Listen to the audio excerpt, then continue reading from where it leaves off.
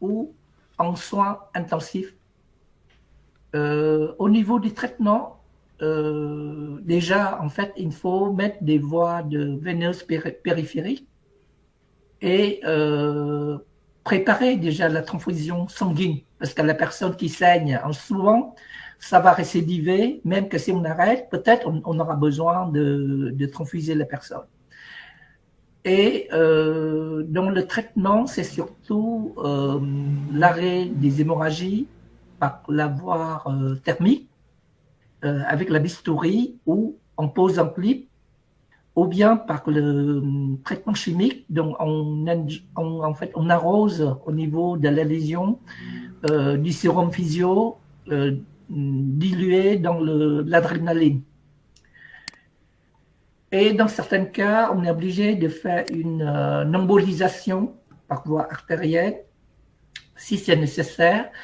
Au niveau du traitement chimique aussi, on doit faire une injection, en fait plutôt en perfusion veineuse, parce qu'on va avoir une dose importante au départ en bolus d'inhibiteur de protons, IPP, mais après en perfusion, parce que ce sont des médicaments qui sont anti-sécrétoires gastriques pour arrêter la sécrétion gastrique, parce que dans les hémorragies digestives, il y a une sécrétion importante de l'acidité, donc il faut arrêter tout de suite.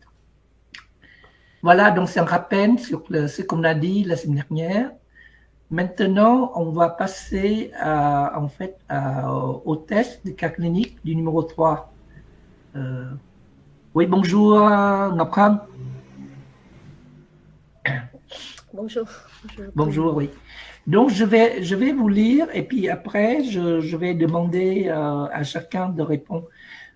Vous êtes dans un service d'accueil des urgences dans CHU. Donc, CHU, ça veut dire centre hospitalier universitaire. En général, dans un centre hospitalier universitaire, on a souvent la faculté de médecine. Parce qu'en France, dès qu'on voit le mot universitaire, on sait que dans cette faculté, il y a la faculté de médecine, il y a la recherche. Hein, donc, il y a l'enseignement. Par rapport, si on dit on centre hospitalier tout court, ça veut dire qu'il n'y a pas de faculté de médecine. Mais on soigne seulement, il n'y a pas de faculté de médecine. Disposant de tous les services et d'un plateau technique complet. Donc, en fait, c'est-à-dire on peut avoir recours à tout. Il ne manque rien.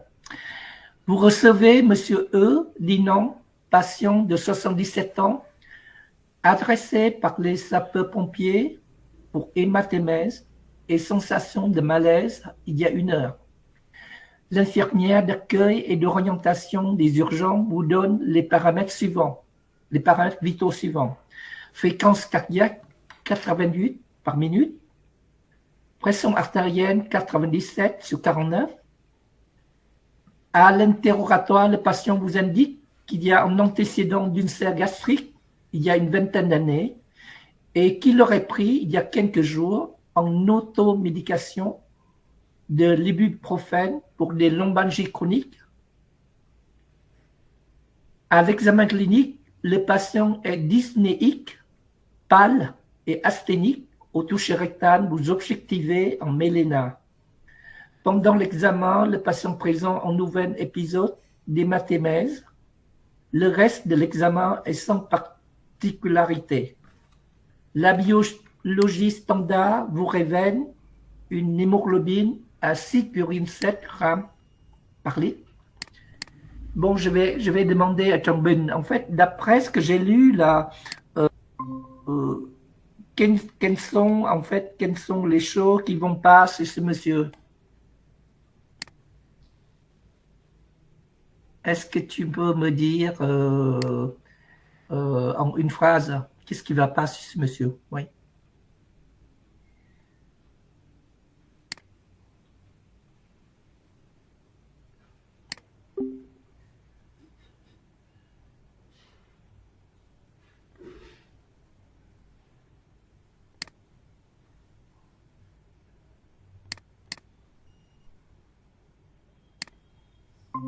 Si tu dois résumer son cas, tu peux me dire, en fait, en 3-4 minutes, là, quel est son problème, ce monsieur? En fait, c'est la manière que je t'interroge pour que tu parles, tu vois. Oui, cette passion est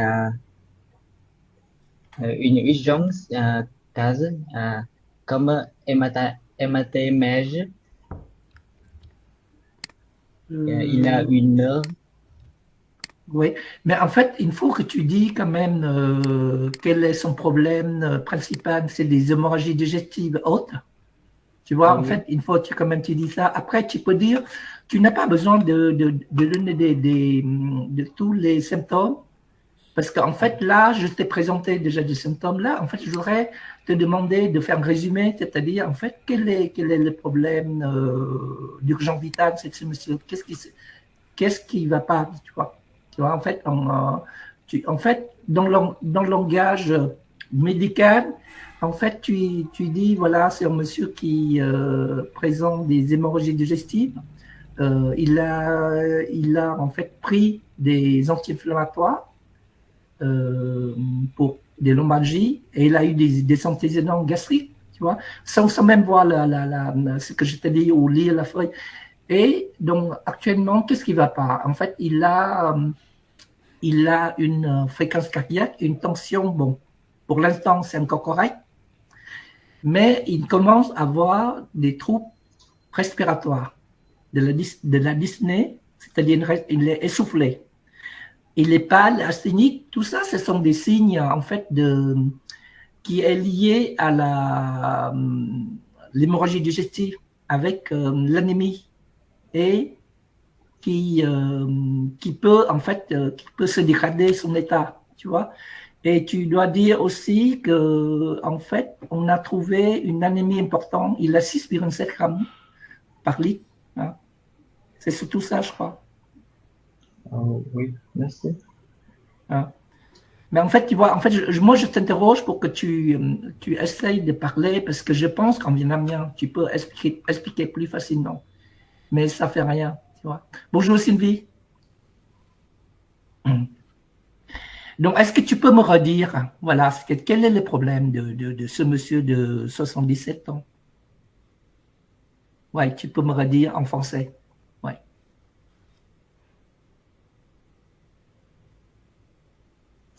Ah oui, elle a hémorragie digestive haute, elle a méléna et une anémie.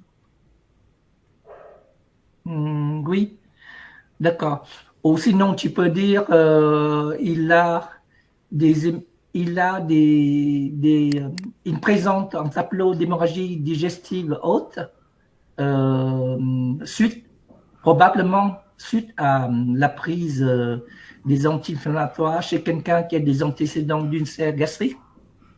Et tu dis, le problème urgent, c'est qu'il a une anémie avec avec des signes dyspnée, pâleur, anémie, et donc c'est une urgence vitale, on doit l'hospitaliser. Tu vois? Voilà. Bon, merci Ben. Euh, après, je vais lire la question numéro un. Parmi les mesures suivantes, laquelle ou lesquelles prenez-vous en urgence? Hospitalisation.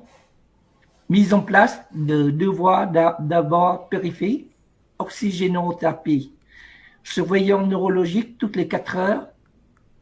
Comment est mise en réserve de kilos globulaires compatibles? En fait, mise en réserve, ça veut dire que normalement, en fait, on appelle au centre de transfusion à l'hôpital pour réserver des kilos, pour voilà, pour confirmer qu'on va avoir besoin en urgence, peut-être des kilos, tu vois, mise en réserve. Bon, je vais demander à Han, tu peux me dire que parmi les mesures, tu choisis lesquelles ou toutes? Moi, la prise en charge dans ce cas, je crois que je choisis tout. Oui, d'accord. C'est d'accord. Et pourquoi, pourquoi il faut mettre de l'oxygène? oxygène parce que si il a une je crois si il présente un tableau d'hémorragie digestive haute et sévère, peut-être il présente aussi des signes de l'état de choc comme de hypoxémie et puis on a besoin d'oxygène. Oui, c'est d'accord. En général, le SAMU, il met tout de suite, quand même, quand on a une hémorragie digestive, il met de l'oxygène à 9 litres, je crois, en fait, quand c'est modéré, et après, il le prend au fur et à mesure, quand c'est nécessaire. Pardon, une question. Donc, Oui. La commande et le mis en réserve des globité, Oui. c'est destiné à qui? Est-ce que c'est au service de d'hématologie? En fait, normalement, à l'hôpital, c'est les services de transfusion sanguine, où parfois, ils sont associés en même temps avec le service d'hématologie. Et en général, tu vois, par exemple, si c'est aux urgences médicales, l'infirmière, il va appeler le service de transfusion sanguine pour commander et mettre en réserve. C'est-à-dire, en fait, ils mettent déjà le nom, le groupe sanguin, parce que certainement, en cours de route, il a déjà fait le test de groupe sanguin ou soit la personne, il a déjà sa carte de groupe sanguin pour commander, tu vois. Donc, l'unité de transfusion, c'est isolé du service d'hématologie, c'est ça? Oui, parce qu'en fait, le service d'hémato ou de transfusion sanguine, il est à part. Tu vois, par exemple, là, je prends l'hôpital le plus proche de chez moi, l'hôpital Saint-Louis. Je sais que l'urgence médicale, il est au rez-de-chaussée. Et le centre de transfusion, il est aussi de rez-de-chaussée, mais de l'autre côté, complètement. En fait, il faut marcher au moins 20 minutes, faire un zigzag pour trouver le service. Et en général, il faut commander à l'avant pour qu'ils préparent, tu vois. Parce qu'ils ont beaucoup de préparation. En fait, ils préparent pour tout l'hôpital. Ok, ouais, merci. Merci, Daniel. Vous n'avez pas de questions sur la première question? Non. Bon, je continue. Hein. Bonjour, Théo. Je te connais pas. Est-ce que tu peux te présenter, s'il te plaît? Ah oui, bonjour professeur. Je suis étudiant en 5e année. Oui, d'accord. En général médecin. D'accord. Donc, tu es étudiant à UE? Oui. D'accord. D'accord. Bon, en fait, Sylvie, là, je pense que tu connais tout. Il y a Chang Ben qui est pédiatre. Il a été étudiant à UE et il travaille à Ho Chi Minh Ville. Après, il y a Phùng Ngọc Hằng qui a été, en fait, en France, il y a 1 an, 2 ans, je crois. Il est médecin en rééducation, en réadaptation physique, tu vois. On dit médecine physique aussi. Et là, il y a Phan Thieu Hưng qui est étudiant de médecine en 5e année. Bon, la question 2, je vais poser la question 2 à Phan Thieu Hưng. Est-ce que tu as déjà lu le document sur le cas clinique numéro 3 ou pas du tout? Oui, la question 2. Oui, donc moi je vais le lire et tu vas me répondre et puis on discute. Parmi les mesures suivantes, laquelle ou lesquelles prenez-vous en urgence? Macromolécules. En fait, macromolécules, c'est-à-dire, en fait, ce sont des grosses molécules, des colloïdes, ou ça peut être de l'albumine, ça peut être du destran, l'amidon, et on perfuse en général en attendant l'arrivée aux urgences parce qu'en fait, on ne sait pas si la personne présente des complications. Et comme on n'a pas la transfusion sanguine, donc souvent, en fait, on met un côté des macromolécules, de l'autre côté, on va mettre du sérum physio.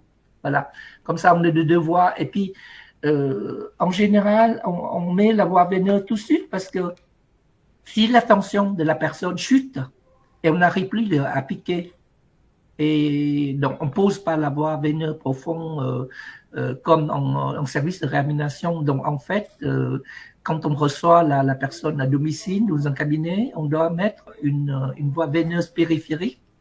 Et là, dans ce cas, on met deux voies. Oui. Surveillant des principaux paramètres vitaux.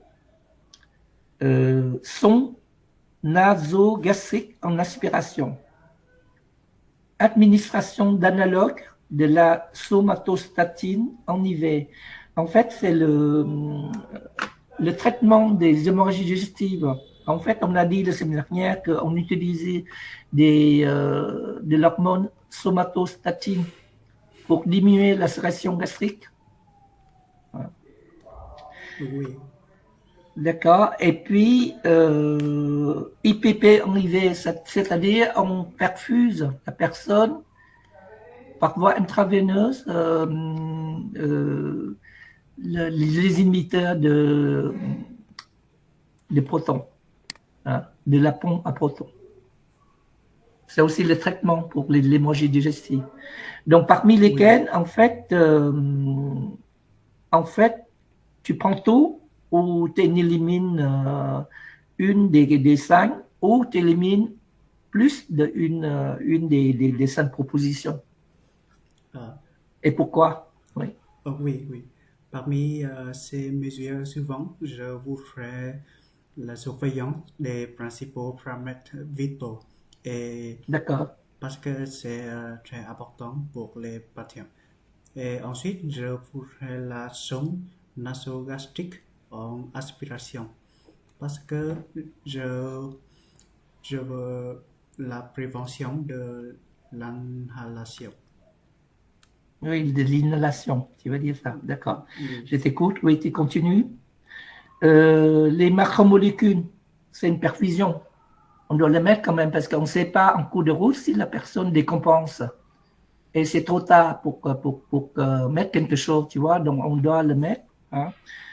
Oui. Et l'administration de la somatostatine et de l'IPP par voie intraveineuse, on peut piquer dans là où on a mis les voies veineuses, tu vois, donc on doit le prendre. Mais par contre, tu sais, la sonde gastrique, on a dit la semaine dernière, en France, on ne le fait pas.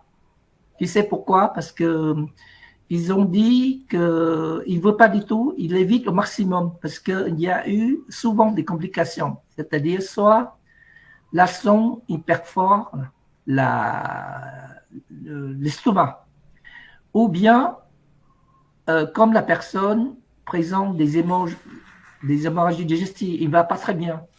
En fait, on passe la sonde et on ne pose pas comme il faut. On pose à côté, on passe par la voie respiratoire. Tu vois, donc en France, en fait, autrefois, ils ont fait ça, mais là, je dirais, depuis 10 ans, ils n'en veulent plus. C'est la pratique, tu sais, la pratique d'urgence. En France, il change. Hein. C'est comme avant, on fait le bouche à bouche et puis on fait le masque cardiaque. Maintenant, il ne veut plus qu'on fait le bouche à bouche. On fait plutôt le masque cardiaque où on met des fibrillateurs cardiaques. Tu vois? Et donc, c'est pareil, la sonde gastrique, en fait, on ne le met plus, on ne fait plus. C'est vrai que je ne vois plus à l'hôpital. Et autrefois, on le fait systématiquement. Je ne sais pas si au Vietnam, on le fait encore. Je ne sais pas. Je ne peux pas vous dire. Mais en France, la pratique d'urgence évolue. C'est-à-dire, en fait, tous les ans, les médecins d'urgence, ils font des réunions, ils font des journées de conférences. Et après, ils vont se mettre ensemble pour reviser tous les pratiques qui posent des problèmes. Et ils changent. Parfois, au bout de 3-4 ans, ils changent. Et ça évolue beaucoup. Oui, j'ai compris. Merci, professeur. Ouais. Bon, je ne suis pas professeur. Oui, tu peux, en fait, tu peux tutoyer aussi. Je pense que dans un cours, tu peux tutoyer. Il n'y a pas de... En fait, en France, on peut tutoyer facilement dans un cours. D'accord.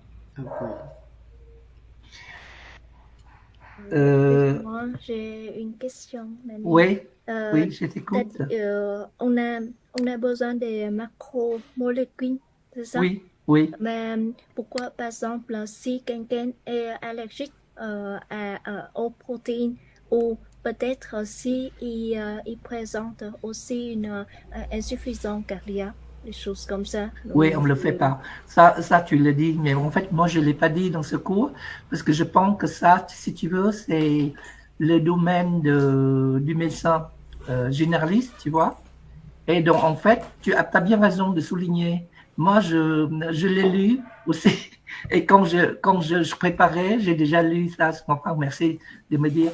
Mais je ne l'ai pas dit dans le cours parce que ça complique les choses, tu comprends? Hein? Mais c'est-à-dire, quelqu'un qui a une insuffisance rénale, c'est sûr qu'on ne le met pas. Et en plus, s'il est allergique, on ne le remet jamais, tu vois. Ça, je suis d'accord avec toi. Merci. Ouais. Et puis, je crois qu'au Oui. lieu des macromolécules, Oui. on peut commencer, on peut débuter par des sérums free, peut-être. Oui, En mais en attendant. fait, je pense que tu vois, en fait, là, c'est le cas. Je pense que c'est-à-dire, en fait, ils ont peur que ça, que ça évolue pas dans le bon sens. Donc, ils voudraient être sûrs que le temps, tu sais, parce qu'il y a des fois, ça prend beaucoup de temps pour la personne entre le moment que tu reçois jusqu'à l'hôpital. Et après, il faut mettre dans un service où il y a la place, tu vois. Et donc là, en fait, moi, j'ai repris tu sais, le questionnaire à partir d'un site des médecins généralistes. Et je pense que peut-être que ce sont des médecins généralistes qui sont dans des départements où ils ont géré l'urgence et ils le mettaient, tu vois. C'est-à-dire, si tu es en ville, à Paris, moi, je ne le mettrai pas, les macromolécules. Mais ça, par exemple, si tu es dans une province et tu es à 20 ou 30 kilomètres de l'hôpital et que tu ne sais pas s'il y a la place en urgence, je pense que le médecin il va le mettre, tu vois. Et même le médecin généraliste du coin, il a les macromolécules dans sa sacoche de travail, tu vois. Bon, là, en fait, je suis d'accord avec toi. C'est-à-dire, si je suis à Paris, moi, je mettrais, même si je mettrais deux voies, je mettrais du sérum fille, tout simplement. Et j'appelle le SAMU qui vient pour transporter. Je fais rien de plus, tu vois. Mais si on est dans un coin perdu et qu'on ne sait pas si la personne va avoir des complications, donc là, il le met, tu vois, parce que en fait, c'est un ancien protocole du SAMU. Autrefois, on le mettait et maintenant on le mettait moins, mais je pense que les médecins dans les coins perdus, ils continuent à les mettre pour être sûr qu'il n'y a pas de soucis. Tu vois, par exemple, si la personne continue à saigner et il a une chute de tension très importante, c'est un peu compliqué. Les sérums filles, ça ne suffit pas. Et avant de mettre la transfusion, c'est trop compliqué. Ouais.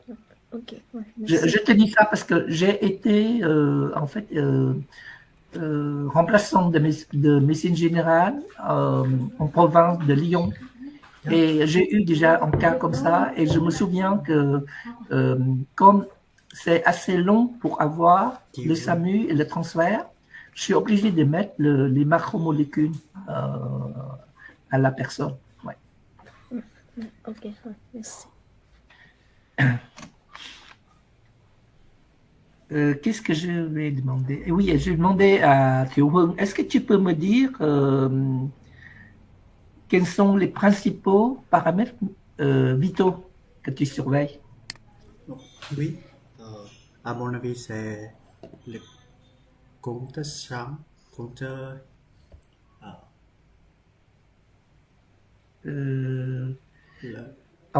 Qu'est-ce qu'on surveille? En fait, tous les paramètres pour dire que, en fait, pour dire que la carbone va bien ou il y a des choses qui ne vont pas. Tu vois? Quels sont les paramètres qu'on surveille?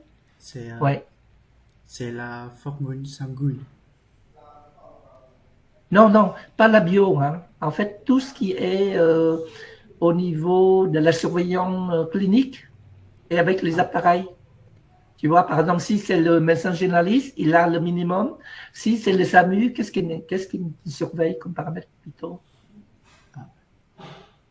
C'est des examens cliniques ou examens paracliniques? Oui, non, mais par exemple, tu vois, là par exemple, la tension artérielle, c'est un paramètre vital. Tu vois, tu surveilles.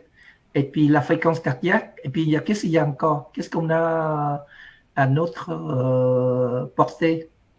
Mình có khả năng để mình kiểm soát được một người đó là, tu vois, avant qu'il arrive dans le service des urgences et après dans le service de réanimation, pendant ce temps-là, on doit surveiller. Et là, par exemple, si l'infirmière ou le médecin à côté, qu'est-ce qu'il surveille? Ah oui, Oui. je dois trouver des problèmes cardiaques ou... Oui, non, mais en fait, tu dois chiffrer les choses. Parce que les paramètres, on doit chiffrer pour voir si ça varie, si ça va pas bien, pas très bien. Parce que là, il a une tension à 9,16 sur 4,9, donc ça va à peu près. Mais si ça chute après, tu dois prendre l'attention. Donc, en fait, ce sont des paramètres, ce sont des choses qui varient et que tu dois noter en surveillant, tu vois. Donc, je pars pas de l'état clinique, tu vois, mais je pars des paramètres vitaux. C'est quoi? C'est la fréquence cardiaque, c'est la tension artérielle, qu'est-ce qu'il y a encore à surveiller? C'est fréquence cardiaque et fréquence respiratoire. Après, on peut noter aussi la fréquence respiratoire, c'est-à-dire, par exemple, la personne, tu vois, il est dyspnéique, c'est-à-dire qu'il a des difficultés pour respirer. Supposons qu'il respire un peu plus vite, tu vois, il a une polypnée. Donc, on note un peu. Et si ça s'aggrave, il peut avoir vraiment une tachypnée, c'est-à-dire que c'est super rapide, tu vois, on note. Donc, ce sont des paramètres. Et à côté, on a aussi le saturomètre pour voir la saturation de l'oxygène aussi. Wow. En fait, oui. Tu sais, le saturomètre, on met au niveau des doigts, là, pour voir la saturation d'oxygène. On le fait aussi, tu vois. Est-ce que c'est la pression artérielle? Non, c'est la saturation de l'oxygène. Tu vois, normalement, on a 98 jusqu'à 100% de saturation d'oxygène. Et après, si tu as vraiment une anémie trop importante, là, ça baisse. Ou par exemple, si tu commences à avoir des compensations cardiaques, il va être basse. Il peut être par exemple 85, 90% de saturation d'oxygène. Tu vois? Oui, j'ai compris.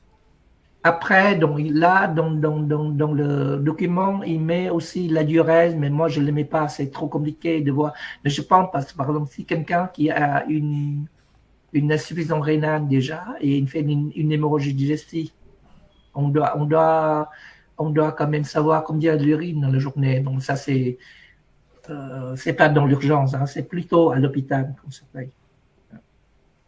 Oui, merci. Bon, je vais lire la question numéro 3. Au vu de la présentation clinique du patient, vous demandez une endoscopie ou une fibroscopie gastrique œsogastro-duodénale. Concernant cet examen, dans ce contexte, quelles sont les propositions fausses? C'est-à-dire, en fait, au lieu de demander quelles sont les propositions qui sont justes ou correctes, là, on vous demande parmi les 5 réponses, quelle est la proposition qui est fausse, qui n'est pas bonne. Elle doit être réalisée le plus rapidement possible après stabilisation hémodynamique. C'est-à-dire, on doit faire l'endoscopie le plus rapidement possible dès qu'on arrive à avoir, en fait, on arrive à maîtriser l'anémie. Il est préférable de pratiquer l'examen avant que le malade n'ait été admis dans une unité spécialisée ou dans une unité de soins intensifs. C'est-à-dire, en fait, la personne propose de faire une fibroscopie même avant la personne est entrée dans le service de réanimation. Est-ce que c'est une bonne réponse ou non? Et pourquoi? Troisième, elle permet de faire diagnostic lésionnel. C'est l'endoscopie, il permet de savoir d'où ça saigne, où est la lésion. Elle permet, quatrième, elle permet d'évaluer la poursuite ou le risque de récidive hémorragique, c'est-à-dire le fait de faire l'endoscopie, on va quand même savoir s'il y a risque de récidive ou si ça continue à saigner encore. En fait, c'est le gastro-entérologue qui fait l'endoscopie. Et cinquièmement, elle permet de réaliser, si besoin, un geste d'hémostat. C'est-à-dire le gastro-entérologue qui fait l'endoscopie, quand il fait l'examen, ça lui permet aussi d'arrêter l'hémorragie. Je vais demander donc à Trần Ben. En fait, tu peux me dire quelle est là ou les propositions qui sont fausses parmi les 5? Laquelle ou lesquelles que tu n'es pas d'accord? Ah oui, je choisis l'option 3 parce que je pense que les autres options sont importantes et nécessaires. Et je pense que ce n'est pas nécessaire pour le moment pour faire les amants avant que le malade n'ait été admis dans une unité spécialisée. Oui, donc en fait, c'est plutôt en fait la question qui est la proposition qui est fausse, la proposition 2, c'est-à-dire il ne faut pas du tout faire l'endoscopie, par exemple aux urgences. Au lieu en fait, il faut mettre la personne dans le service de réanimation parce qu'on ne sait pas pendant l'examen endoscopique s'il y a des complications et qu'on ne peut pas maîtriser la situation. Supposons qu'on fait l'examen endoscopique aux urgences et qu'on n'a pas le matériel de réanimation, c'est embêtant, tu vois. Donc c'est la réponse 2 qui est fausse, qui n'est pas bonne. C'est-à-dire on doit faire l'endoscopie, on doit tout faire, tout ce qu'on dit le de 1, 3, 4, 5, tout est bon. Mais on doit faire dans un service de réanimation. On ne va jamais faire l'endoscopie à un autre lieu où il n'y a pas assez d'équipement. Parce que si ça complique, on n'a pas le temps pour réagir. Tu vois? Oui, Hein? D'accord? d'accord. Oui, merci. Question numéro 4. Le patient a été hospitalisé en unité de soins intensifs et a bénéficié d'une endoscopie digestive haute. Votre collègue qui a pratiqué l'examen vous appelle pour vous donner des résultats. On a retrouvé un ulcère gastrique profond avec enseignement actif. Parmi les propositions suivantes, laquelle ou lesquelles sont vraies? Premièrement, il existe une indication à un traitement radiovasculaire, c'est-à-dire une embolisation. Il existe une indication en traitement chirurgical. Il existe une indication en traitement de thermocoagulation ou pose de clip pendant l'endoscopie. Il existe une indication à des injections de sérum physiologique dilué avec l'adrénaline. Cinquièmement, toutes les positions précédentes sont fausses. J'ai demandé à Ngọc de répondre. Les propositions sont le premier, c'est indication à un traitement cardiovasculaire et puis c'est traitement thermocoagulation ou pose de clip. Oui. Je crois. Et l'autre, c'est des injections de sérum phi acrylamylé pendant l'endoscopie, pendant endoscopie gastro-duodénale. D'accord. Oui. En fait, le traitement chirurgical, c'est vraiment si on n'arrive pas à faire le reste. De toute façon, ça, c'est pas notre ressort. Hein. C'est plutôt le chirurgien qui va décider après, avec le gastroentérologue. Donc, il y a Oui, trois fois ça. Ouais. oui, oui, je suis d'accord avec toi. D'accord. Je voudrais savoir au Vietnam, est-ce qu'il y a un service de gastro-entérologie à part et, euh, et par exemple, si aux urgences, on peut appeler le gastro-entérologue en urgence pour faire une endoscopie en urgence. J'ai demandé à Chong Ben, peut-être que tu peux me dire, comme tu as travaillé à l'hôpital. Ah oui, con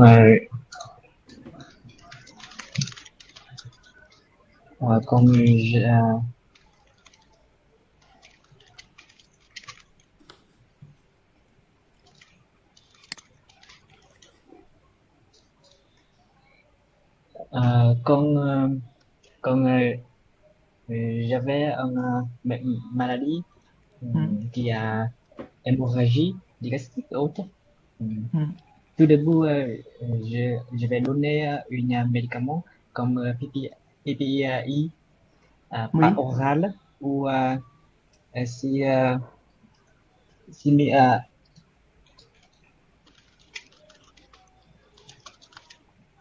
si mieux, je vais donner une PPI en IV pour Ah oui. rapidement.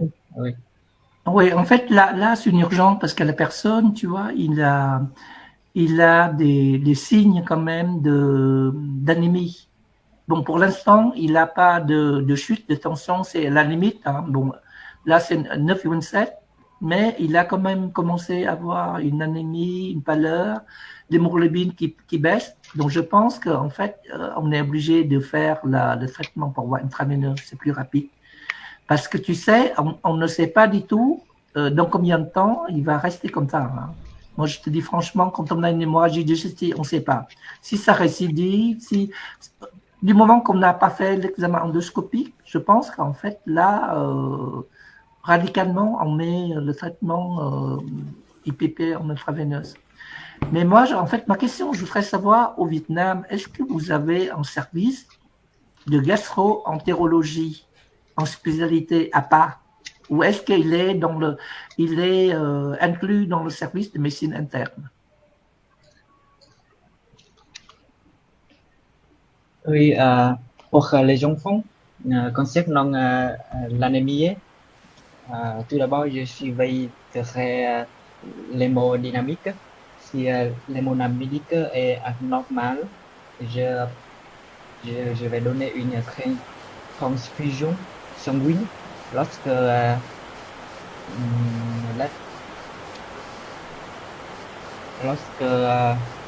taux sanguin est inférieur à 10.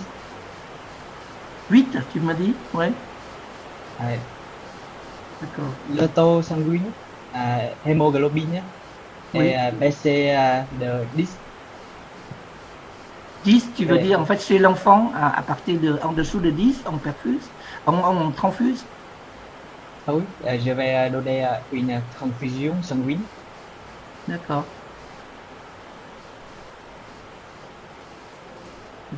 Mais en fait, ma question, en fait, tu n'as pas compris ma question. Je demande, est-ce qu'au Vietnam, à l'hôpital, il y a un gastro-entérologue, un service de gastro-entérologie à part, c'est-à-dire une spécialité à part? Est-ce que tu as compris ma question? En fait, Trần Bình, en fait, bác hỏi là ở Việt Nam có cái service mà về bác sĩ chuyên khoa về gastro-entérologie mà c'est complètement en service, à part une spécialité comme la pédiatrie, comme la neurologie, comme la médecine interne, par exemple. Est-ce qu'il y en a ou non? Ou est-ce que ça n'existe pas? Ah oui, il y a. Il y Oui, a dans les hôpitaux. dans les hôpitaux, d'accord. Oui. D'accord. Et est-ce que aux urgences, par exemple, si on a quelqu'un qui a une suspicion d'ulcère gastrique ou quelqu'un qui a des varices œsophagiens et qu'on a besoin d'un avis de gastro-entérologue, on peut l'appeler et qu'il descend aux urgences pour donner son avis. Est-ce que ça marche comme ça, comme en France? Ah oui, c'est comme dans Việt Nam. C'est aussi. D'accord. Ok. D'accord. Sylvie, est-ce que tu veux poser des questions? Parce que là, on a 15 minutes, comme tu veux, si tu veux poser des questions ou tu préfères la semaine prochaine. Alors, je suis en train de... Merci Daniel, je suis en train de préparer les questions pour la semaine prochaine en vous écoutant, bien sûr. Oui. J'ai déjà 7 questions. Tu as encore des questions à poser ou pas?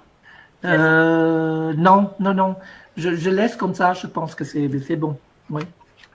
D'accord. Tu peux, écoute, tu peux parler, Sylvie. Ouais. Ok, d'accord. Alors, ma première question, je pense que la personne est âgée et que son état est assez grave, mais en même temps, il faut lui expliquer que son état est grave, mais qu'il y a des solutions et qu'on va le soigner. Et je pense que c'est compliqué à expliquer à une personne âgée. Donc, j'aimerais que vous expliquiez à cet homme âgé de 77 ans à la fois la difficulté qu'il est atteint de quelque chose de grave, qu'il faut agir rapidement, mais en même temps qu'on va pouvoir l'aider. J'ai pensé utiliser des mots comme malgré, bien que, en dépit de. Je ne sais pas si vous connaissez ces expressions. Je vais les écrire. Malgré.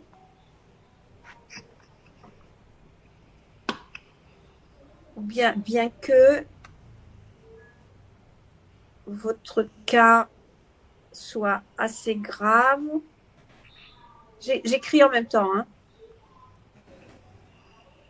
Ou bien, malgré la gravité de votre cas,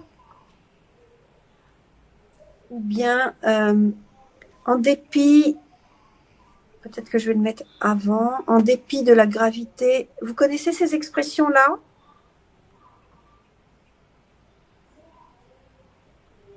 Oui, je connais. D'accord. Et je voudrais que vous les utilisiez parce que c'est des expressions, la gravité,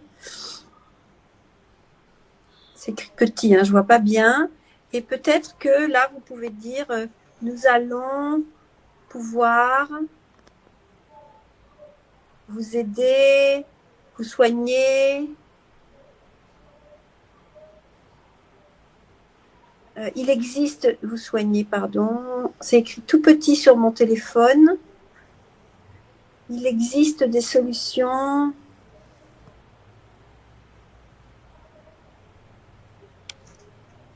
Voilà. Alors, est-ce que l'un d'entre vous, peut-être Daniel, tu peux choisir, tu connais mieux. Je vais demander bon, à Chambin, hein, parce que comme il me prépare pour venir en France, tu vas faire un exercice avec Sylvie. Avec moi, fait... je suis le patient, j'ai 77 ans, je suis vieux et je suis atteinte d'un état grave, d'un cas grave, mais tu ne veux pas m'affoler, tu ne veux pas que je stresse, donc tu vas me dire les choses gentiment, tu vois, mais en me disant la vérité, bien sûr. Ah oui, c'est bon. Vas-y. Je t'ai proposé un certain nombre d'expressions comme malgré, bien que, en dépit de. Est-ce que tu peux utiliser ces expressions? Ah oui. Vas-y.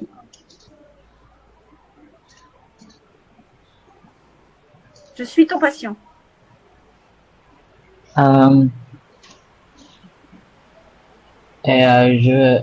Oui, et maintenant je vais donner des questions pour confirmer le problème.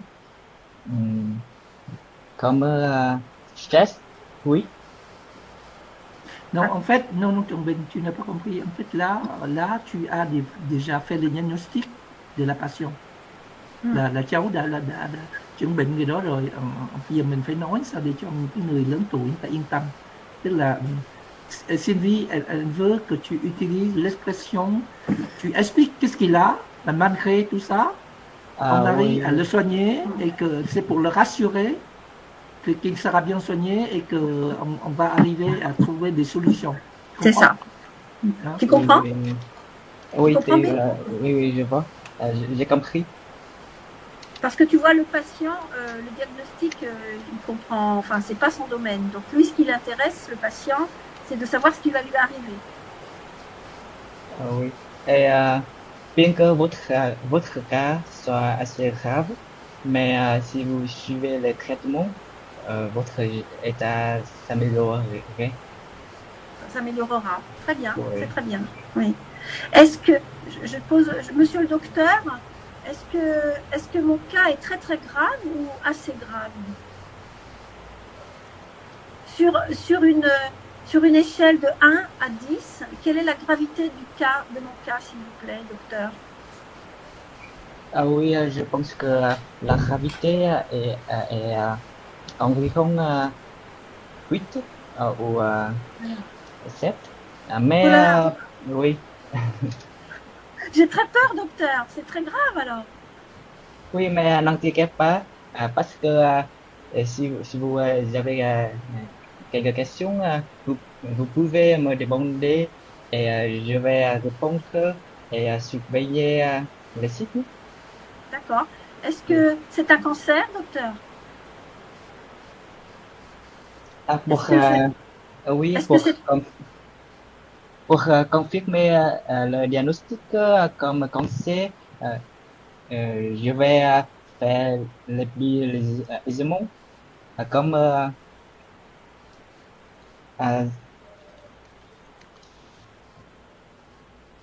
comme je les n'ai pas études compris, docteur. visuelles. Je n'ai pas compris. Est-ce que c'est un cancer, oui ou non? Peut-être. Docteur, je n'ai pas compris ce que vous avez dit. Est-ce que j'ai un cancer, oui ou non? Ah oui, maintenant, je dois faire plus aisément pour confirmer les diagnostics comme cancer. Et n'inquiétez pas, parce que après les résultats, je vais donner des avis, les cancer ou non. C'est possible que j'ai un cancer?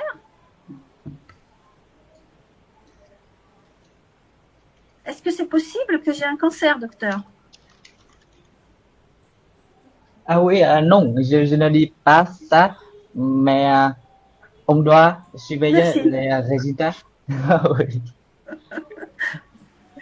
Je pense qu'il faut rassurer le patient et si tu penses qu'il peut avoir un cancer, ce que je ne pense pas dans ce cas-là, il faut lui dire non, je ne pense pas, il y a des solutions. En tout cas, dans la phase d'examen, il ne faut pas l'inquiéter pour rien.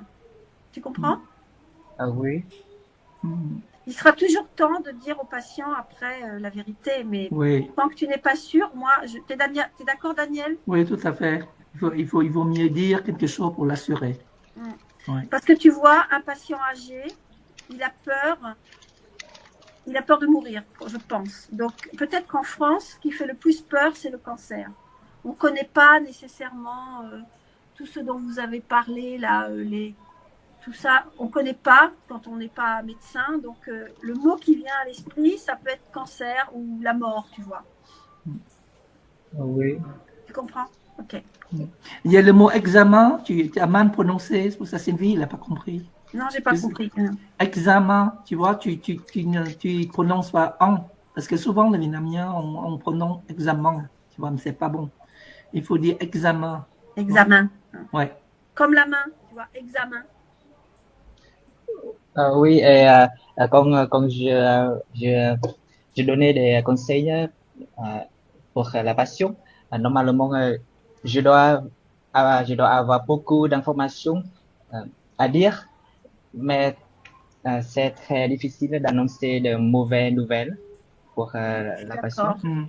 Surtout à un vieux monsieur qui a 77 ans, qui peut-être, il n'entend pas très bien, donc il comprend peut-être pas très bien non plus ce que tu lui dis. Donc il faut utiliser des mots simples. Par exemple, votre cas est grave, monsieur, votre cas est grave, mais on va vous soigner, on va bien vous soigner. Suivez les conseils. On va vous emmener à l'hôpital. On va appeler une ambulance. On va appeler le SAMU. Je pense que ça, c'est des mots qui rassurent. Vous allez être bien accompagné. Oui. Ok? Ne vous inquiétez pas. Je pense que tu as mal prononcé. Tu as dit ne t'inquiète. J'ai pas. Oui, tu as dit quelque chose. Ouais. Ne vous inquiétez pas, monsieur. Et Bin, c'est très important pour toi, le médecin, de vous voyer ton patient. Tu comprends? Dire vous à ton patient. Sauf si vraiment des très jeunes, tu vois, des gens très jeunes, des petits garçons ou des filles. Oui, des enfants. Mais, des enfants. mais là, 77 ans. Tous les adultes, oui. Ouais. Pour que les enfants, je dois contacter avec la mère et la père et le père. Ben, oui, qui vous voient toujours, oui. Oui et non. Oui, c'est bien de parler aux parents, mais il faut aussi parler à l'enfant, lui dire allez, ça va aller, ne t'inquiète pas, regarde. Tu peux même lui montrer un jouet ou ton téléphone avec, tu vois, pour pas qu'il se concentre sur sa douleur ou sur sa peur, mais qu'il regarde autre chose. Daniel, qu'est-ce que tu penses? Oui, tout à fait, oui. Je pense que les enfants, ils ont surtout peur. Ils ont envie de pleurer. Et si tu parles seulement aux parents, eh ben, peut-être qu'eux, ils vont avoir peur que tu leur parles ou ne pas comprendre. Tu vois, il faut utiliser des mots simples pour un enfant. Mais même pour une personne âgée, des mots très simples. Et dans le ton que tu utilises, tu vois, toi, tu as hésité pour parler à ton patient. Je pense qu'il faut apprendre par cœur des expressions comme « Ne vous inquiétez pas, monsieur, ça va aller. Vous allez voir, on va bien s'occuper de vous. » Tu vois, apprendre des expressions toutes faites que tu peux dire assez vite pour que le patient comprenne bien. Et puis, utiliser des phrases très courtes, mais qui sont efficaces, tu vois. Parce que si on hésite, tout ça, c'est pas bon. Ouais, parce que tu vois, Bin, quand tu as parlé, tu as hésité. Et je pense que pour un patient âgé qui, en plus, est un peu stressé, c'est compliqué peut-être de comprendre. Donc, ce que je te propose pour la fois prochaine, c'est de reposer la même question. Je poserai la même question et d'autres questions, bien sûr. Mais toi, tu pourras répondre. Tu auras préparé dans ta tête, j'espère que tu seras présent la semaine prochaine, mais tu auras préparé des expressions que tu peux dire assez vite. Oui. D'accord? D'accord. Hein? C'est une très bonne chose. Okay. Et très important, parce que je ne vois pas ta photo, là je vois juste ton nom et un petit dessin. Je pense que c'est très important que tu mettes ta caméra si tu peux, pour que je vois comment tu peux sourire au patient et parler, regarder le patient, sourire au patient, c'est important. Oui, les émotions faciales. Exactement, tu as tout compris. Super. Oui. Daniel, tu es d'accord? Oui, d'accord. Ok. Donc, je propose, parce qu'il est déjà 59 et j'ai un rendez-vous à 13h30. Oui. Donc, je vais devoir vous abandonner, mais je reposerai la même question à Bin la semaine prochaine. Oui. D'accord? D'accord? Bon, mais la semaine prochaine, vous allez travailler sur le vocabulaire courant. Hein? Ah. Super. D'accord. Si vous voulez, comme c'est un cas quand même difficile, ce que je vous propose, c'est d'envoyer les questions à l'avance. Comme ça, vous aurez peut-être le temps de préparer. Ça vous va? Oui, c'est bon. Ok. Nyokran aussi, ça te va? Juan aussi, ça te va? Oui. Ouais, elle te demande si ça va comme ça. Oui, j'ai préparé les questions là. Je les enverrai ce soir d'abord à Daniel et après pour contrôle par le grand professeur Daniel et ensuite je vous l'envoie. D'accord? Oui. Ok, bah c'est super. En tout cas, vous êtes très attentifs, c'est parfait. Oui, au revoir Sylvie. Ouais, à bientôt. À bientôt, au revoir à tous. Bon, je vous dis au revoir à tout le monde. Hein. Et je pense que la semaine prochaine, vous allez travailler avec Sylvie. Et puis, la semaine après, on va faire un cas clinique sur l'insuffisance cardiaque. Ouais. Mais on vous enverrai les documents avant. Oui, merci. Oui, je t'écoute, oui, oui. Pardon. Donc la session de la semaine prochaine, c'est Oui. c'est pour les hémorragies digestives hautes. Et puis Oui. la semaine d'après, Oui, c'est l'insuffisance cardiaque, ouais, oui. Ok, c'est clair. Oui. Merci. En fait, tu vois, Sylvie, elle fait toujours une séance parmi les trois parce que, en fait, je pense que c'est le moment que vous pratiquez le français courant. Parce qu'en fait, Sylvie, elle joue un peu le patient, la patiente ou la famille, tu vois, et on doit utiliser du vocabulaire courant, pas le vocabulaire médical, pour qu'on puisse se comprendre. Voilà. D'accord. Voilà, bon, je vous dis au revoir, et puis si vous n'avez pas d'autres questions, et puis à bientôt. Ouais, c'est bon. Au revoir. Oui, au revoir. Au revoir. Merci beaucoup. Oui, à la semaine prochaine. Au revoir. À la semaine prochaine. Salut. Au revoir. Oui, la semaine Oui. prochaine. Oui, au revoir. Au revoir. Au revoir. Ciao, bye. Merci.